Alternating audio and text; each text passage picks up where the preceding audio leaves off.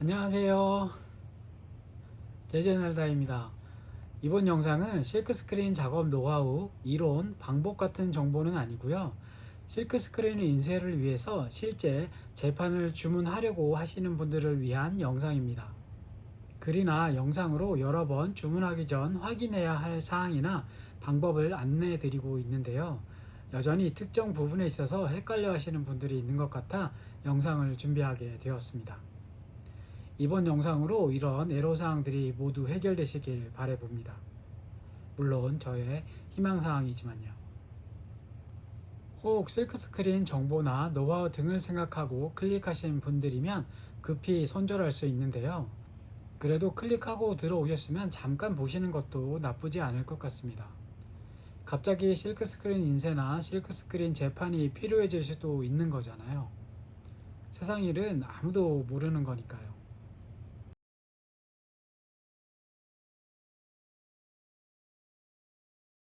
사이트에 보면 이렇게 제시되어 있는데요. 여기에 사이즈는 나무틀의 내경 사이즈가 아니고 오직 그림의 크기를 의미합니다. 그러니까 여러분은 여백 뭐 이런 거 신경 쓸 필요 없는 거죠. 오로지 인쇄하시고자 하는 그림의 크기가 제시된 사이즈를 초과하지 않는 것을 선택하시면 되는 거죠. 종종 이렇게 질문하신 경우가 있는데요. 옷이나 가방 크기가 중요한 게 아니라 그 위에 그림을 얼마나 크게 인쇄할지를 결정하셔야 합니다. 어떤 분은 중앙에 크게, 어떤 분은 작게 가방 한쪽 면에 아니면 또 다른 사이즈를 인쇄하실지는 사실 여러분밖에 모르는 거잖아요. 평균적인 크기란 없어요. 여러분이 정하기 나름이죠. 근데 감으로 그림 크기를 정하는 게 쉽지 않죠. 제일 좋은 방법은 프린터로 출력해서 확인하는 것이 좋지만 프린터가 없다면 종이를 잘라서 가방에 대보세요. 그림 크기가 종이 크기라고 생각하시면 돼요. 그림 크기를 정하셨다면 자로 그림 크기를 확인하세요. 확인된 그림의 크기를 가지고 재판 사이즈를 선택하러 가보실까요? 자, 재판 사이즈를 다시 한번 확인해 볼게요. 저기 써있는 사이즈는 그림 크기라는 걸 기억하시고요. 사이트마다 사이즈는 다소 차이가 날 수 있는데요. 표기된 숫자는 그림 크기라는 건 다르지 않습니다. 제시된 사이즈의 대략적인 크기는 28에 39는 A3, 19에 27은 A4 크기 정도, 11에 19는 A5보다 조금 작은 크기, 7 곱하기 11은 A6보다 조금 작은 크기라고 생각하시면 쉬울 것 같습니다. 자, 이제 실제 그림을 가지고 함께 알아볼게요.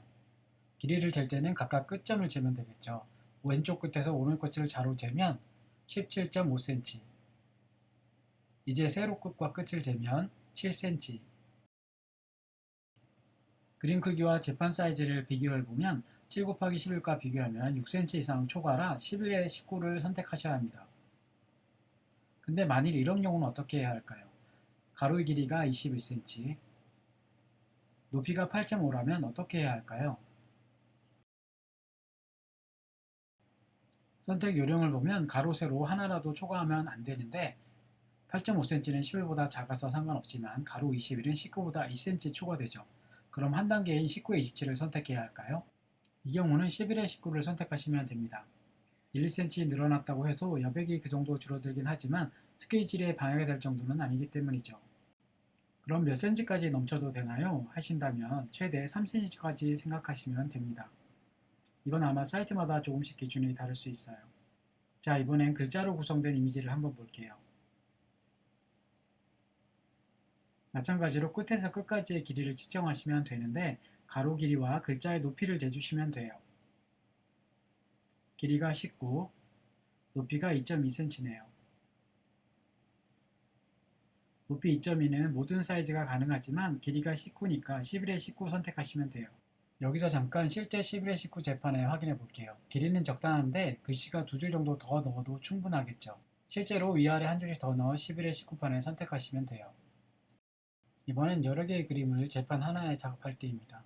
그림간 간격을 충분히 두고 위치를 잡고 크기가 대략 A4 사이즈 정도 되네요. 실제 11에 19 재판에 넣어보면 여백이 너무 작아서 스케줄이 쉽지 않겠죠. 한 단계 큰 사이즈인 19, 27판을 대볼게요. 상하좌우 여백이 충분해서 인쇄도 편리하겠죠. A4 정도 크기의 그림은 19에 27 재판이면 충분합니다.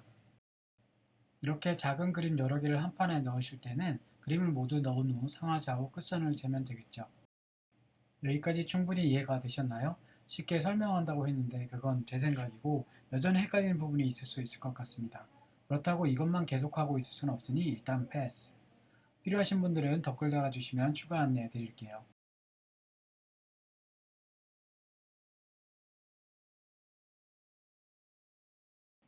다음은 잉크 선택 방법을 알아볼게요.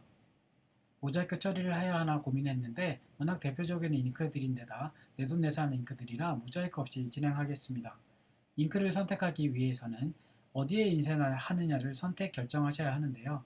간단히 잉크별 인쇄가능 소재와 개인적인 추천 잉크를 안내해 드리도록 하겠습니다. 깊이 들어가면 괜히 더 복잡할 수 있거든요. 수성 잉크부터 볼게요. 수성 잉크는 냄새가 없고 자연 건조가 되고 파는 물로 씻으면 되죠. 그만큼 접근성이 뛰어나고 간편해요. 면 소재의 패브릭과 종이에 인쇄할 때 적극 추천드립니다. 반면 나무, 폴리, 기능성 패브릭의 인쇄는 가능하지만 건조와 발색 등 체크하셔야 합니다. 다음은 조링크입니다. 조링크는 건조 시 열 처리가 필요한데요. 물론 열 처리를 위한 도구들이 필요하겠죠. 제판 세척 시에는 전용 세척제가 필요한데 냄새가 있을 수 있으니 유의하세요. 면 소재 패브릭의 인쇄를 추천드립니다. 수성과 마찬가지로 폴리, 기능성 패브릭 소재에 인쇄할 때는 건조와 발색 등에 유의하셔야 합니다. 나무와 종이 등의 인쇄는 추천드리지 않습니다. 조링크는 패브릭에 특화된 잉크라 생각하시면 됩니다.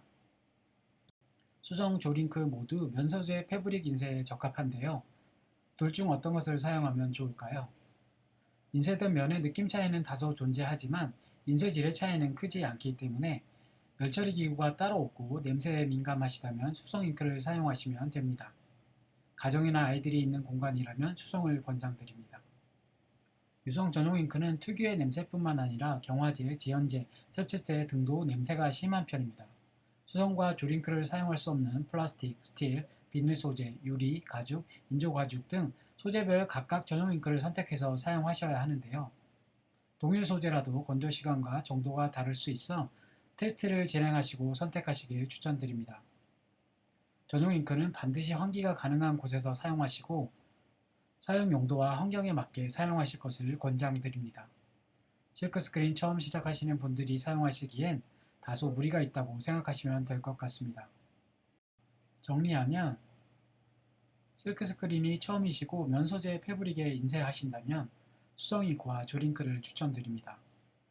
만일 열처리 기구나 냄새가 꺼려지면 수성 잉크를 선택하세요. 종이에 인쇄하시고자 한다면 수성, 아크릴 잉크를 추천드리고 면 소재 패브릭과 종이 이외의 소재에는 유성 전용 잉크를 사용하셔야 하는데 실크스크린 경험이 일정 이상 되시지 않은 분들은 추천드리지 않습니다. 그래도 아직 잘 모르겠다 하시면 댓글 남겨주세요.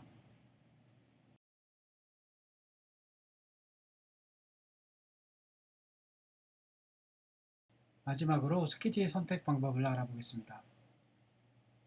스케치는 기본적으로 그림보다 2-3cm 큰 것을 선택하시면 됩니다. 작은 것으로 2-3번 스케치를 하는 것은 초보자들이 인쇄 에러의 주된 요인이 되기도 하거든요. 참고로 고무러버의 강도는 통상적으로 수성 잉크는 중질, 교를 포함한 유성 잉크의 경우 경질을 사용하는데요. 잉크를 선택하면 그에 맞는 강도의 스퀴지가 자동 선택되니 수성은 중질, 유성은 경질을 사용하는구나 정도 기억하시면 될 것 같습니다. 이 기준은 절대적인 것은 아니며 잉크의 점성에 맞게 선택해서 사용하시면 됩니다. 그럼 예를 들어 볼게요. 좌우가 21cm죠. 긁는 방향은 위에서 아래로 짧게 긁고 싶다면 21cm보다 큰 20cm 이상 선택하시면 돼요. 만일 좌에서 우로 길게 긁겠다 하시면 그림의 높이인 8cm보다 9cm 이상 선택하시면 되겠죠. 스케치는 어떤 방향으로 긁느냐에 따라 두 가지 사이즈가 나올 수 있으니 취향껏 고르시면 되는데 스케치의 이동거리가 긴 것보다 짧은 것이 인쇄질을 위해 유리하다는 점 감안하시면 될 것 같습니다.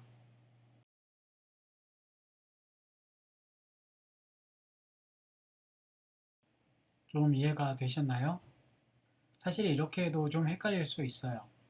아마도 처음 접하는 분들의 경우 내가 이해한 게 맞나? 내가 제대로 이해한 건가? 하는 불안함과 의구심이 글이나 영상으로 쉽게 해결되지 않을 수 있다고 생각돼요.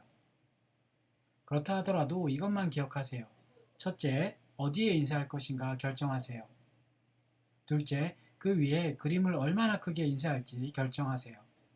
이렇게 두 가지만 체크하면 잉크는 어떤 것을 써야 할지, 그림에 맞는 제판 사이즈는 어떤 것으로 해야 할지, 스케치는 몇 cm로 해야 할지 판단할 수 있어요. 꼭 스스로 잉크와 제판 사이즈를 결정하지 못하더라도 두 가지만 확인하셨다면 명확하고 빠르게 상담받을 수 있습니다. 한다고 했는데 제대로 설명이 됐는지 모르겠네요. 오늘 영상은 이것으로 마무리하도록 하겠습니다. 난 봐도 모르겠다 하시는 분들은 궁금한 부분을 아주 구체적으로 댓글 주시면 저도 아주 구체적으로 안내드리도록 하겠습니다. 자세히 구체적으로 아시겠죠? 마지막으로 좋아요, 구독 잊지 마시고요. 다음 영상에서 또 뵐게요. 감사합니다.